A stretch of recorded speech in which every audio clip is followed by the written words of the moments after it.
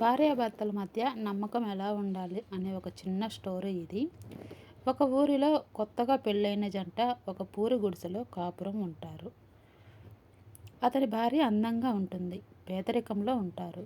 రోజు ఆరు బయట వంట చేస్తూ ఉండేది ఆమె. ఆ ఊరిలో ఉన్న మగవారంతా ఆమెను చూస్తూ ఉండేవారు. భర్తకు ఇదంతా చూసి బాధగా అనిపించేది.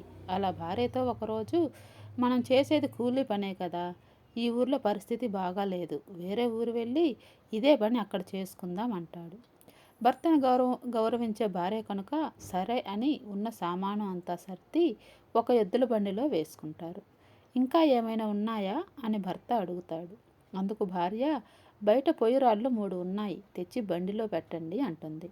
అప్పుడు భర్త అంటాడు, ఈ మాత్రం రాళ్ళు అక్కడ ఉండవా అని. అప్పుడు భార్య అంటుంది, ఈ మాత్రం చూసే మగవాళ్ళు ఆ ఊరిలో ఉండరా? కావాల్సింది నమ్మకం. మన హద్దులు తప్ప వేరే వాళ్లకు భయపడకూడదు అంటుంది. భర్త అప్పుడు అన్ని సామాన్లు దించి అదే ఊరిలో కాపురం అంటాడు. భార్యాభర్తల బంధం నమ్మకంతో ఉండాలి. ఒకరి పట్ల ఒకరికి గౌరవము, ప్రేమాభిమానాలు ఉండాలి. డబ్బు పిచ్చి, మది పిచ్చి కాదు.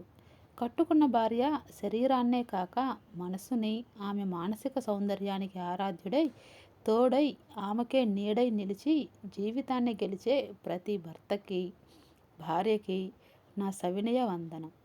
Thank you friends.